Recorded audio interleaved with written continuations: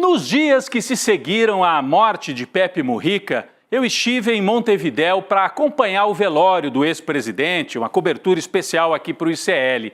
E tive a oportunidade também de fazer uma entrevista super importante com um dos maiores intelectuais latino-americanos, daquela geração que se formou nos anos 1960.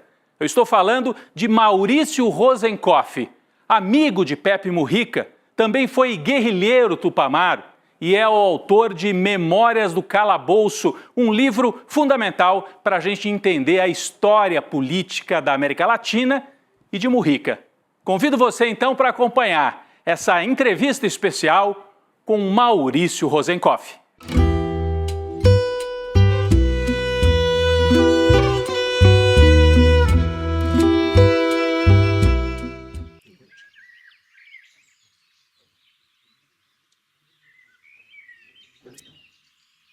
Olá, como estás? Mucho gusto. Rodrigo, de Brasil, mucho gusto. Rosenkoff de acá. Sí, conozco bien. Muito gusto por recibir-nos. Pero un placer. Nós vamos falar hoje com Maurício Rosenkoff, está nos recebendo aqui na casa dele em Montevidéu. Rosenkoff foi um dramaturgo muito importante nos anos 60 aqui no Uruguai. Depois se tornou militante político, integrou a direção do MLN Tupamaros.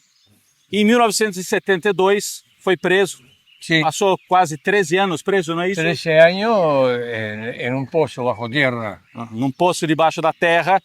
Uma boa parte desse tempo, Pepe Mujica estava ao lado, preso também em outra cela, não é isso? Éramos rehenes, tres dirigentes, al Niato, Fernández Huidobro, al Pepe Mujica y a mí. Nos convirtieron en rehenes, Reféns, né? lo que quiere decir que ya no éramos presos comunes o presos políticos. Cualquier hecho que ocurriera afuera nos fusilaban. E assim, además- 13 anos. 13 años, sí. Además dijeron públicamente, se denunció a las Naciones Unidas, que ya que no pudimos matarlos cuando cayeron, los vamos a volver locos. Entonces estábamos en calabozos bajo tierra, que tenían 1 metro por 60, a media ración, sin lectura, sin contacto. No nos vimos las caras nada más que una sola vez durante esos 13 años. O interessante Maurício Rosenkoff era tão próximo de Pepe Mujica que foi escolhido para fazer a última homenagem no velório, uma leitura de textos, poemas. E ele contou uma coisa muito interessante, que quando estavam presos, desenvolveram quase um código Morse para falar pelas paredes, Claro. tocando as paredes, era isso? Es decir, claro, siempre se encuentra una vuelta para lograr la comunicación. Ninguno de los tres sabía el Morse, pero lo reinventamos a través del muro a golpes de nudillo y terminamos hablando con una velocidad. Hicimos una síntesis del Morse que deberíamos registrar y estuvimos así todos esos años con los nudillos hinchados. No solo discutíamos por política, sino que además donde nos sentábamos en el piso porque era el único lugar para sentarse. E poesia também. Y poníamos, sí, claro, novela. Escreveram quase um poema juntos, algo assim? Sí, pero muchas cosas juntos hicimos. Hicimos un ensayo, una novela que les pasé, que quedó todo en el muro. Que espero que la técnica que se está desarrollando a esa velocidad pueda un día extraer de ese muro todo lo que dejamos escrito. Em que local eles estiveram detenidos, do poço e isso? Nosotros tuvimos 47 traslados porque querían evitar que tomáramos comunicación con la guardia. Então iam cambiando. Entonces, cada 3, 4 meses nos pasaban a otra unidad. E tem muitas fotos, muitas coisas para mostrar desse período depois, não? En esos 13 años fotos no pudimos sacar. Claro, pero después, cuando salieron, claro. Pero sí, hicimos una vida juntos. Depois nos mostraram as coisas aí. Pero lo que tenga. Então vamos. Ele vai nos mostrar fotos do período. Eles saíram da cadeia em 1985. E aí sim, tem muita lembrança, muita foto, muita coisa para ele nos mostrar dessa amizade, dessa relação com Pepe Mujica. Adelante. Arriba te Pero me dijo que escribieron así, ¿no? Sí, sí, con la mano acá atrás, porque teníamos a Polifemo, Centinela a la vista. Entonces batían aquí así. Bienvenido. No, hay un cuadro que hicieron en Italia, hicieron muchos, pero tiene una historia que tiene que ver con esto. Acá, este cuadro, mirá. Ahora te cuento lo que es. Se llama, de una exposición que había 22 cuadros de esto que me lo encontré en Florencia. Yo había ido a presentar allá un libro que lo habían traducido al italiano, las cartas que lo llegaron. Entonces, la exposición se llamaba Los zapatos de Rosenkopf. Y todos, ves, eran de este tipo. Me regalaron me regalaron otro también, con esas letras. ¿Qué origen tiene? Y bueno, se cuenta en el libro y en eso y en Memorias del Calabozo, que escribimos, ni bien salimos, dejar el testimonio.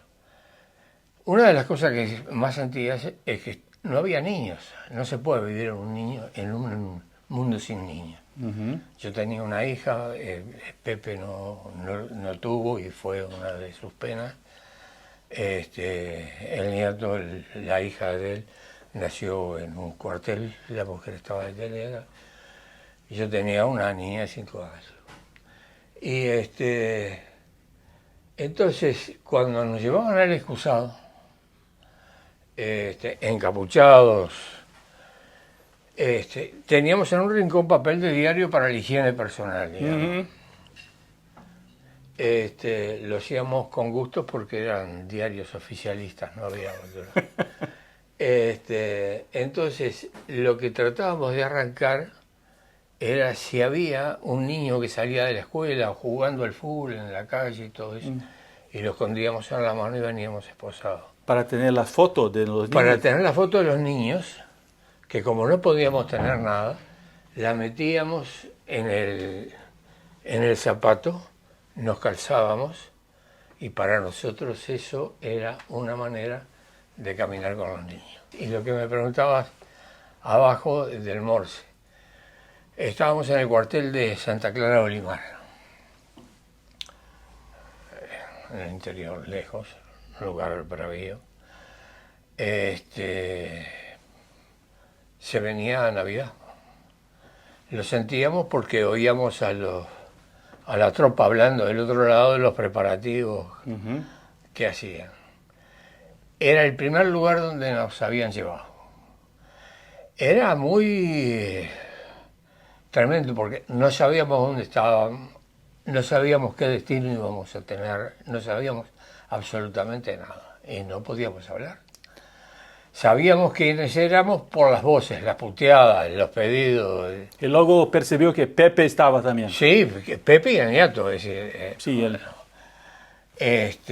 Entonces, durante ese día de Navidad, no, el día anterior, siento que del otro lado de la pared, que por las voces sabía que estaba el nieto y en la otra el Pepe, golpes en la pared rítmicas.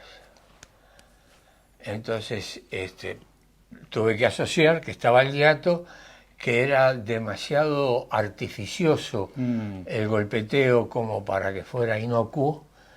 Entonces, yo le respondí.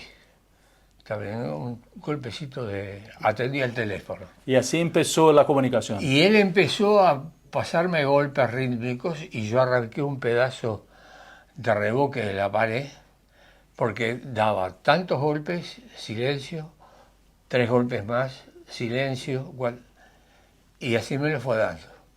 Él calculó que si yo descifraba la primera letra, iba a descifrar toda la clave, porque estábamos en Navidad. Y así fue. Y entonces, cuando lo paso a eso, calculo cómo lo debe haber pensado, y es sencillo. A la A le das un golpe, a la B 2 golpes, a la C 3 golpes, después lo redujimos. Entonces descubrí que había una que era la F. Entonces, la primera palabra de nuestra comunicação foi felicidade. Ele contou então para a gente como é que eles desenvolveram 3 líderes tupamaros presos, se comunicando pelos toques na parede, e que a primeira comunicação foi na véspera de um Natal e eles desejaram felicidades uns aos outros, né? Ele, o Idobro, que era um outro tupamaro que estava preso na cela ao lado, e Pepe Mujica se comunicavam dessa forma. Pero yo lo mencioné ayer en la intervención, ahí pasó otra cosa, tiempo después, digamos, en esa unidad, en el patio de armas, hacen un acto porque hay una fecha patria. Ya había pasado algún tiempo. Entonces era un acto patriótico con la presencia del señor presidente de la República y del señor ministro de Defensa. Habló de eso ayer. Entonces ellos estaban presentes ahí, se hace el oratorio, interviene la banda del ejército, termina y muy atento el comandante de la unidad le dice a estas 2 altas jerarquías, queremos mostrarle el cuartel, por favor señores, vengan por acá. Entonces los 2 le dijeron, por ahí no, vamos por acá. Y eligieron el lugar donde habíamos vivido tanto tiempo. Y fue derecho para los calabozos. Entonces me dieron el parte, están igualitos, lo revocaron y tienen una mano de pintura. Eso era todo. Entonces estaba ahí. Y eran el Pepe y el Niato que habían salido de ahí y volvían ahí como presidente de la República y como ministro de Defensa. ¿Qué sentiste cuando miraste Lula ayer en el velorio, el encuentro de Lula ahí? ¿Hablaste con ella? No, Lula hizo 25 horas en avión para venir aquí antes de que... llegó, hizo una conferencia de prensa de 2 patadas, acompañó a Lucía hasta donde estaba el féretro, yo estaba sentado al lado de Lucía, se abrazó con Lucía y nos dimos un abrazo él y yo. Y bueno, yo lo que llegué a decir, Pepe y usted un solo corazón. ¿Hablaste para Lula? Sí, hablamos ahí. Esta frase. Sí, eso ya tenía que ir. En Brasil, y creo que en el mundo, se creó mucho la imagen de Pepe Mujica en la fase final. El viejo, muy humanista, pero... Pepe y Lula un solo corazón, te digo. ¿Sí? Sí, sin lugar a dudas. Pero hay esta fase anterior de la guerrilla, de la militancia más dura y todo. Sí. ¿Hay 2 Pepe Mujica o fue una vida sola con muchas variaciones? No hay 2. La vida, los sentimientos, la razón te llevan en el transcurso de tu vida a hacerte católico, protestante, musulmán, lo que quieras. Pero seguís siendo la misma persona. Además somos de una generación que tuvo actividad política plena antes de la creación de la organización. Él comenzó en el Partido Nacional, fíjate. Pepe. Una vez yo trabajaba en un diario del Partido Comunista, estuve en un equipo que lo fundó, y tengo que hacer una entrevista al ministro de Economía porque se había producido un desfalco y concertamos una entrevista. Era Enrique Guerra, una gran persona. Voy al ministerio, me pide, ya viene el primer secretario del presidente, que aparece el Pepe. El Pepe aparece de traje azul, camisa blanca y moñita. Entonces nos reímos porque andábamos en la vuelta. Comenzó en el realismo por principios que tiene el realismo que siguen siendo válidos. Y después terminó en otros sectores cambiantes. Yo terminé también con algunos cambios, pero eso es producto de la situación del país que exige eso. Cuando dicen que nosotros, la definición correcta de lo que fuimos en aquel periodo era movimiento político en armas. Eso es una cosa distinta. El planteo de que íbamos a tomar el poder por asalto, eso no existe. Eso nunca en la cabeza de los conductores de los distintos periodos estuvo presente. Digamos, no somos hechos a imagen y semejanza de otras situaciones que tendrían otras razones valederas para plantearlos de otra manera. Entonces me dije que la primera vez que encontró Pepe fue como militante del Partido Nacional. Bueno, sí, seguro. Pero después reencontró ya en la izquierda. Sí, seguro. Pero, y se encontraron todos en esta creación del MLN Tupamaros, que tuvo varias fases y todo. Pero, ¿qué te acuerdas de esta fase inicial? Te lo digo porque es lo que marca la diferencia con cualquier otro análisis de otro grupo tan respetable como el nuestro se produjo. Estaba Raúl Sendic, que organizó y fue al norte a trabajar con los cortadores de caña. Con Raúl Sendic nos habíamos encontrado en una huelga de peones arroceros en 33, donde estaba el cuartel ese, dicho sea de paso que te mencioné recién. Voy al sindicato, me reciben, piso de tierra, cae la competencia periodística, ¿te das cuenta? ¿Sí? Era Raúl Sendic, que venía por el semanario Vanguardia del Partido Socialista. Entonces vimos una realidad que era para los montevideanos, para la clase media, inexistente.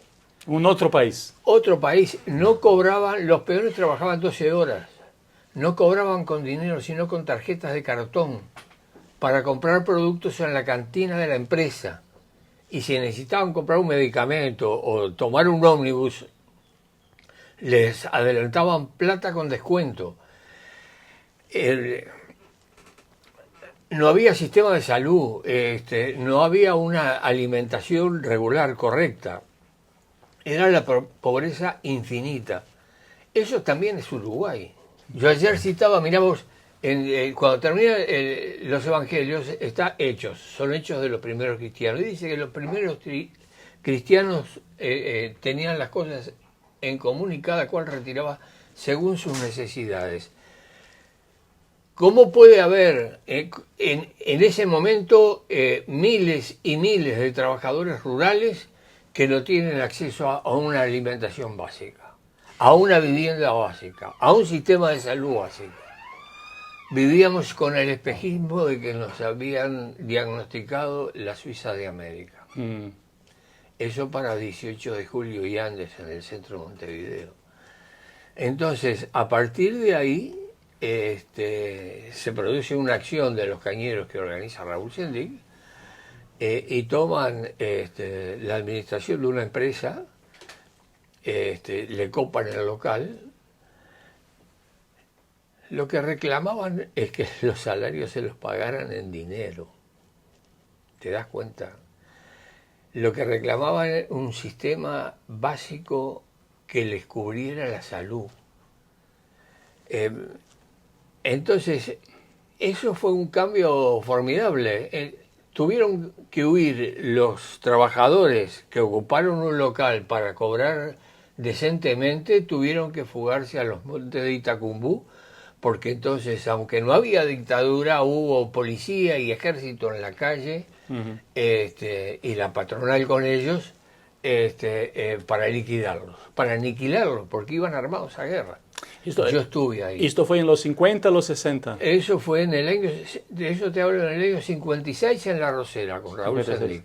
Yo tengo un libro sobre eso. No, perfecto. Entonces, los Tupamaros surgen también de esta mirada para un otro Uruguay, y para la lucha de la tierra, ¿no? Claro. Eso. La tierra está mucho en esta lucha, ¿no? Es fundamental, digamos, desde los tiempos de Artigas. El primer planteo de una reforma de la tierra que hubo en América surge en el Uruguay con José Artigas. Sí. Que dice, la tierra será distribuida con la prevención de que los más infelices sean los más privilegiados. Perfecto. El movimiento que encabezó Raúl Sendic, dirigente del MLN desde el primer día, era por la tierra y con Sendic. Es decir, por primera vez aparecía después de siglos, porque acá hubo una reforma agraria en los días de... La tierra será repartida con la prevención de que los más infelices sean los más privilegiados. Pero nadie más levantó esa bandera. Donde Artigas para los Tupamaros. Pero digamos, pueden haber planteado, pero no, eso, la tierra no se toca. Un momentito. Muchas veces miramos para la historia más reciente de Pepe Mujica. Ella hablaba mucho de la tierra, la importancia de la tierra, y trabajaba en la tierra, no solo hablaba, trabajaba. Lo que entiendo, estudiando un poco y escuchando lo que me cuenta, es que Mujica también es fruto de eso, no es que haya creado eso, es fruto de esta... No, de esta... El Pepe es hijo de inmigrantes que tenían una chácara y plantaban flores y las vendían, digamos, en un suburbio en Paso de la Arena, de gente que venía del campo y se instalaba en un pequeño terreno, una pequeña chácara. Coincidió en su frontera territorial con gente que venía a Japón también a plantar flores y a tener su pedazo de tierra. Estudió, muy inteligente, bueno, y en las luchas estudiantiles, las cosas que pasaban, la violación de los derechos humanos que se producían acá, la baja de salario, la desocupación que había hambre. Todo eso formó los Tupamaros. Sí. Y Lele el babilonio decía, haz por lo demás lo que quieras para ti mismo. Esa es la ley y lo demás es comentario.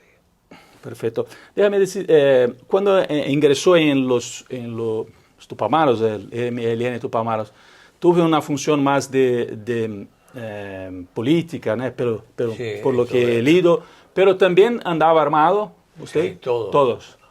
¿Se lembra en algún episodio en que corriera riesgo? Sí, Me contaba ahora. muchos. Estábamos con Pepe y otros compañeros reunidos estudiando una operación.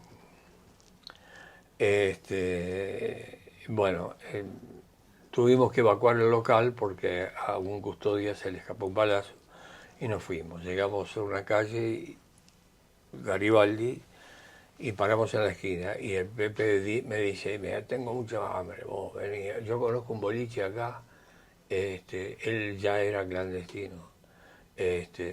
Podemos comer un asado ahí, se come muy bien. Le dije, no, mira, vamos a hacer conducta. Yo me fui para la base. Él se fue para ahí, entró al boliche con Sanso, otro compañero, pero había alguien que trabajaba en la policía, lo detectó, llamó a la policía y tuvo una balacera que en el piso le encajaron 7 balazos. Y lo dieron, pues se lo llevaron así. ¿Esto fue en Montevideo? Sí, en Montevideo, sí. Es decir, que si me hubiera tentado más el asado, yo tendría algunos pedacitos de bala también.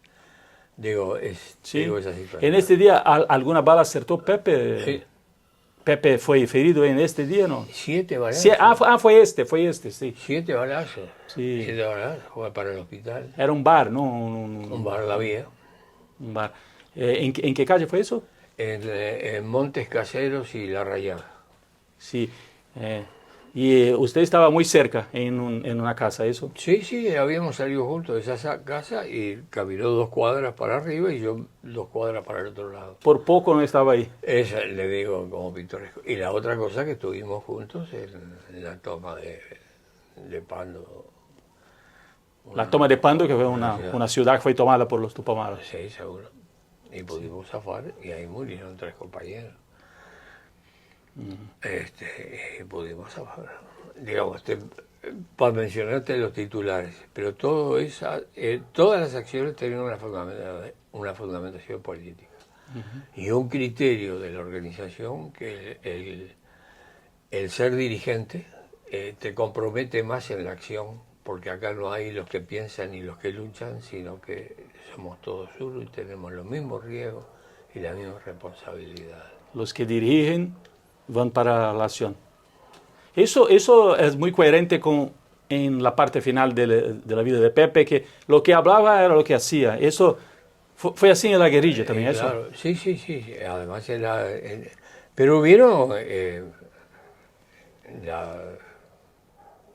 cayeron sucesivas direcciones, hubo una renovación, es decir, ya la segunda tanda de los que formaron parte de la organización no pasaba por la experiencia política que habíamos pasado nosotros. Sendik era miembro del Comité Nacional del Partido Socialista, por ponerte un ejemplo.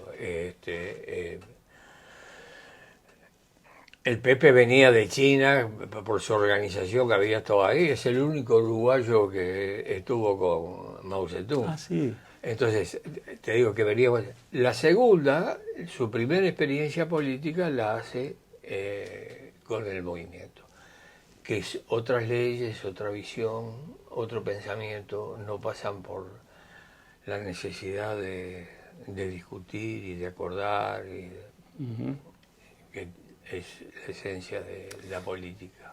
Y se quedaron muy próximos, entonces, en la militancia, en la prisión, próximos pero distantes porque había una pared y un muro. Y después, cuando salen, ¿qué memoria tiene del día en que salen? Hay una foto en que están todos juntos, los rehenes. Sí. ¿Qué lembranza, qué memoria tiene de ese? Y ahí estamos, bueno, salimos, nosotros no salimos por la amnistía en primer lugar. Los últimos presos salimos por una ley especial que establecía que dadas las condiciones de reclusión que tuvieron durante este tiempo, cada año vale por 3. Entonces salimos con años a favor, ¿te das cuenta? Cualquier cosa que tenga ahora, tengo 7 años que me cubren. El saldo positivo. Entonces, y fuimos, nos acogió un convento franciscano, conventuales.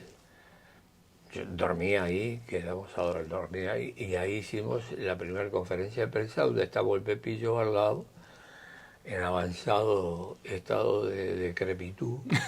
Cansancio por tantos años, ¿no? Y bueno, pero estábamos en la misma, siempre por la misma. En los 13 años en que estuvieron en el cárcel, cambiando de cárcel, ¿cuántas veces miraste o estuviste con Pepe, con Huidobro?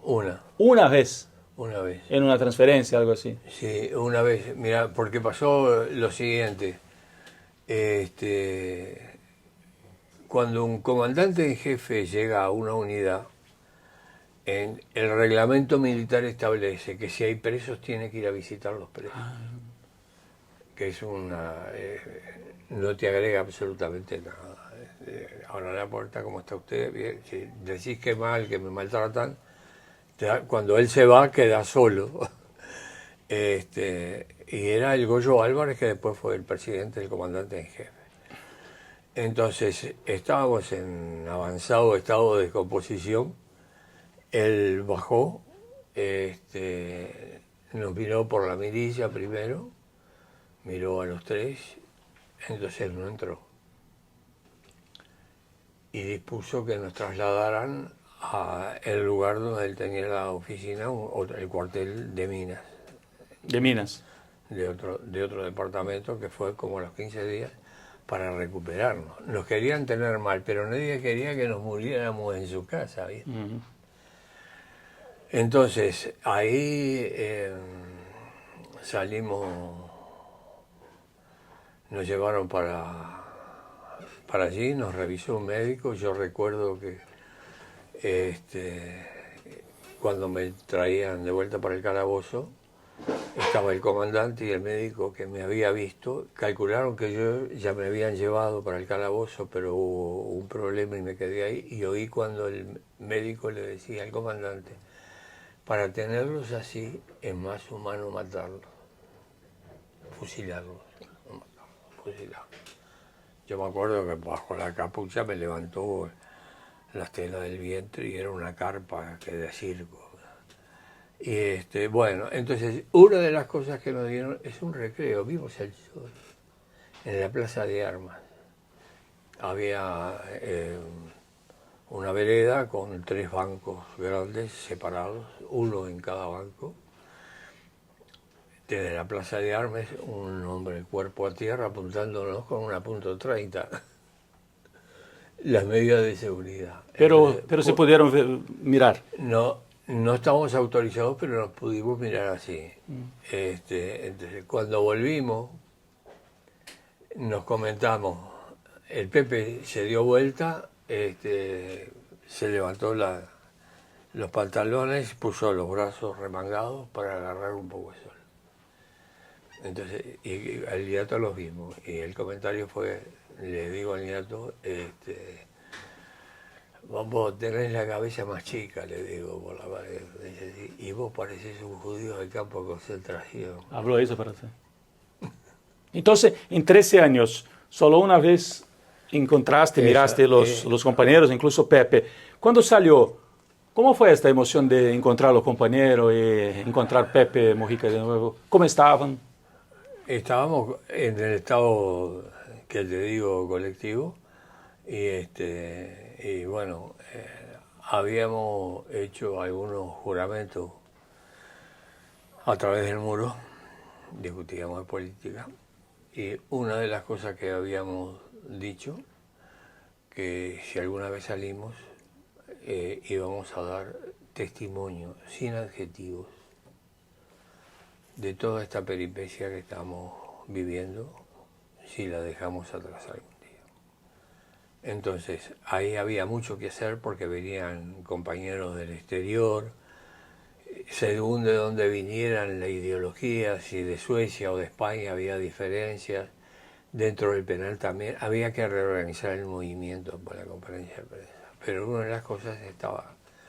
Entonces, mis padres tenían un ranchito, ellos no estaban vivos, pero en un lugar de ancianos, en Las Toscas.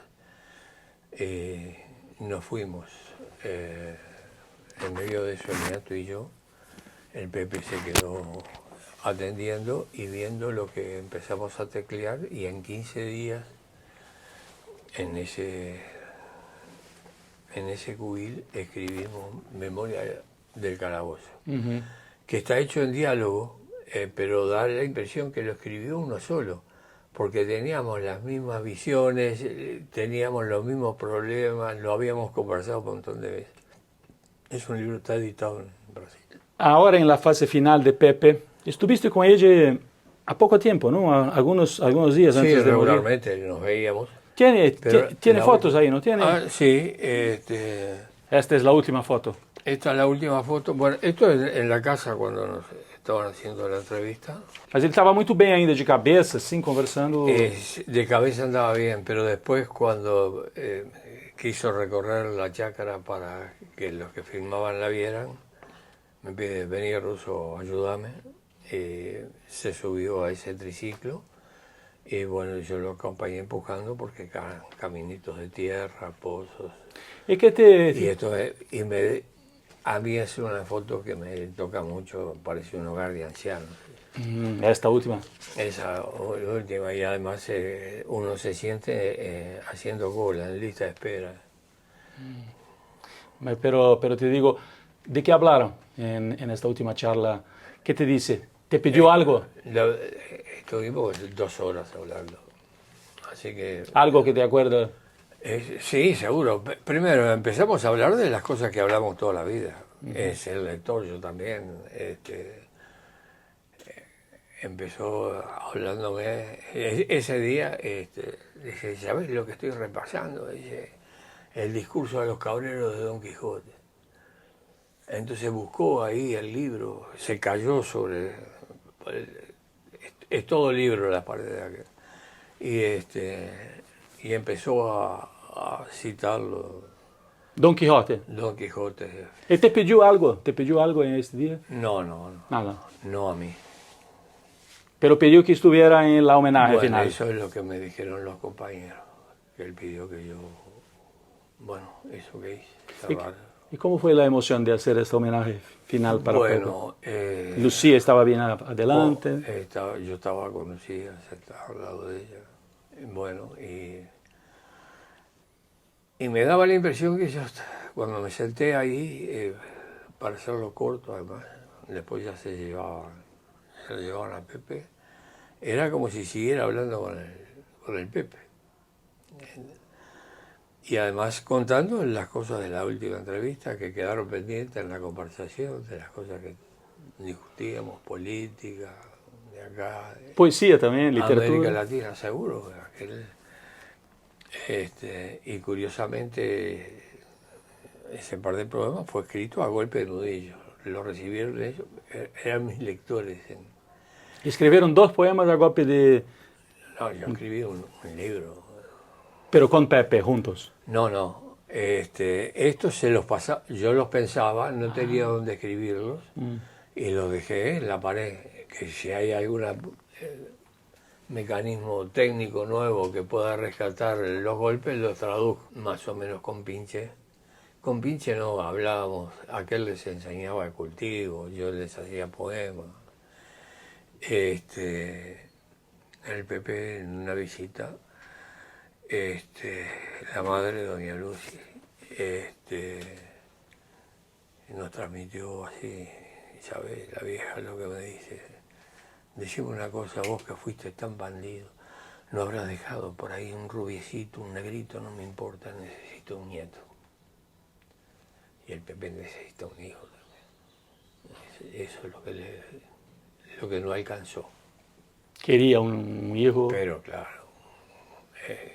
Eso escuchó de ella. Sí, porque hablábamos bajito a través de eso, sí. Cuando el guardia era alguien que se retiraba para no fastidiarnos y se quedaba ahora, sentado en la escalera. La cuestión de los poemas.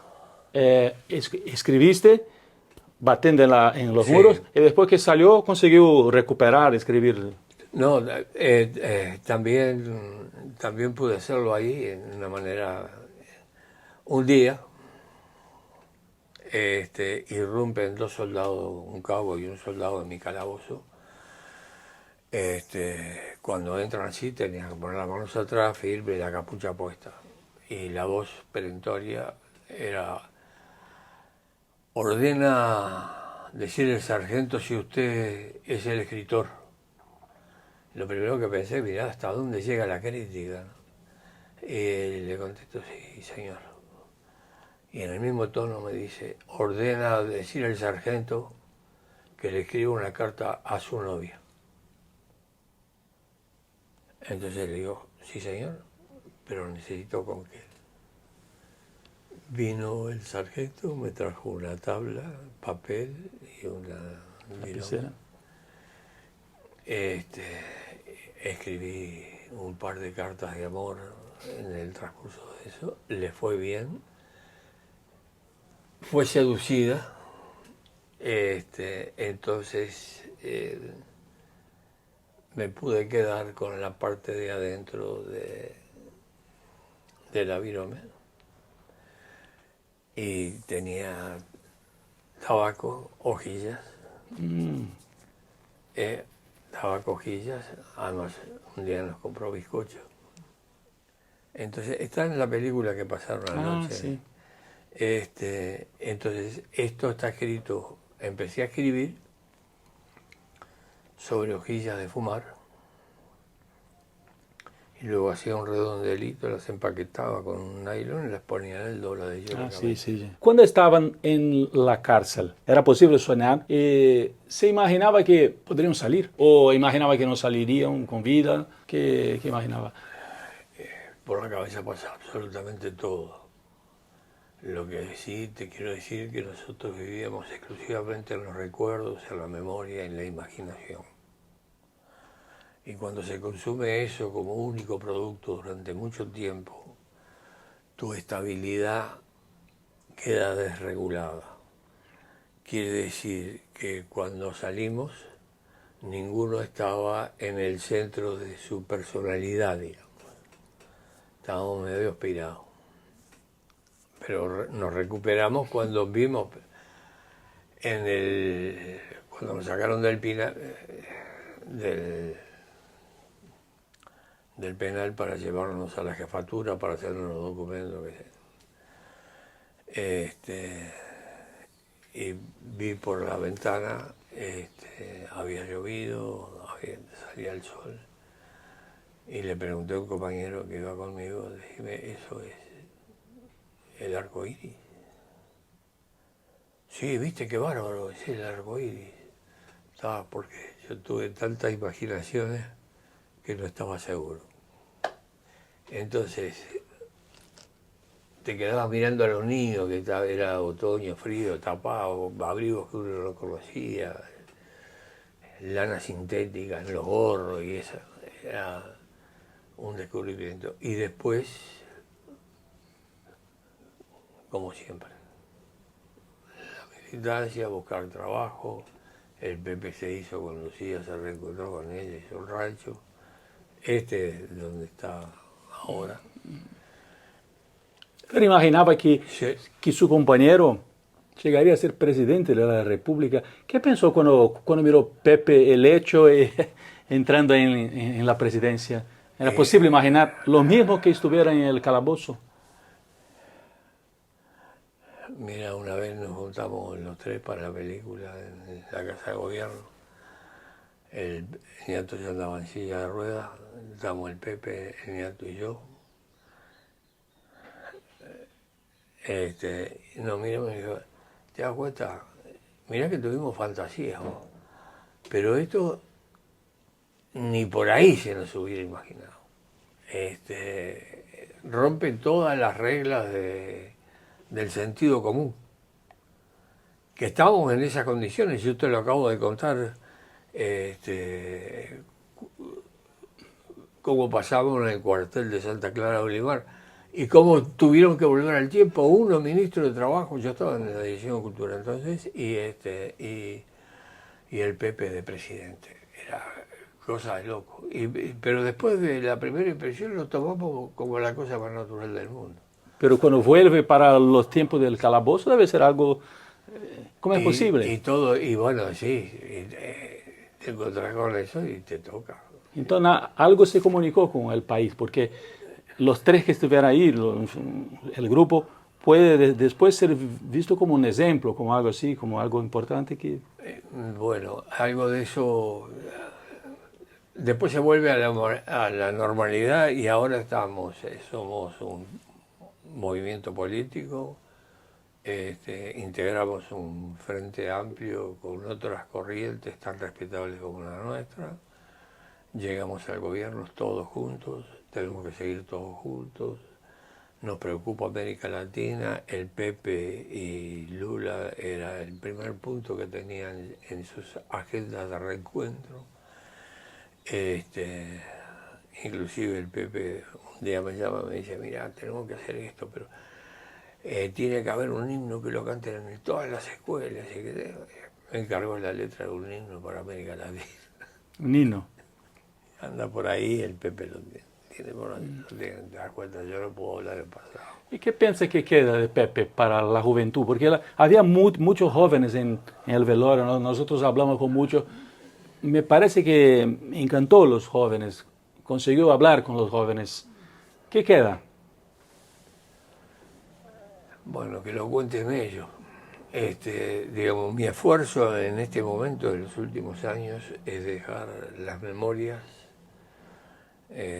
como testimonio, no en términos de crónicas pasadas, sino enmarcado en una estructura novelada, de relatos.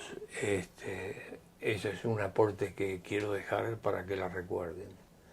Hace poco la Federación de Profesores de Literatura me dedicaron 3 días de homenaje y hablaron con un concurso y tengo como 40 libros, todavía tengo uno más ahí que sale en octubre. Bueno, yo dejo estas historias que estamos contando, las dejo con estructura novelada o de ensayo escritas. El Pepe con sus dichos, con sus gestos, con su actitud, con una preeminencia impresionante. Y bueno, que nos acordamos nosotros de las generaciones anteriores y la recogemos, los cuentos de nuestros mayores que se van, pero los libros quedan en el estante, es cuestión de sacarlos y ponerse al día. Y Muy te bien. digo que esta foto es el documental, es el último, porque nos propusieron eso, hablé con Lucía y con el Pepe si lo hacíamos, porque el Pepe no estaba bien, de la cabeza estaba siempre bien. Además, como no podía hacer otra cosa, le gustaba hablar. Entonces, como teníamos mucha comunicación, bueno, estaba en gestación. Esas fotos que te mostré Son ahí, parte de ese documental. son de ese documental. Mira, los poemas eran cortos, mis lectores era el Pepe y el Ñato. Pero hay una cosa que de alguna manera está presente, la locura y la muerte, aunque uno no se propusiera o se lo proponía, no recuerdo, estaban. Nunca sé si acabaré el verso que te escribo. Una tarde quedará suspensa la palabra que nos cierra el punto y serán sus letras solo tinta fría. Pero tú comprenderás mi amor, aún en el verso que no escribo. Eso, mi compañero estaba presa en otro lado, nunca le llegó. Y otro que era para nosotros, nos hacíamos terapia a través del muro también, nos asistíamos cuando se producían los bajones. Y en medio de eso es que sale este poema que lo tuvieron ellos.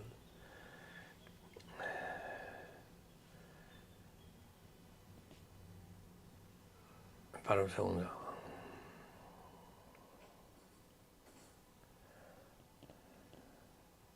No. Y si este fuera mi último poema, insumiso y triste, raído pero entero, tan solo una palabra escribiría: compañero.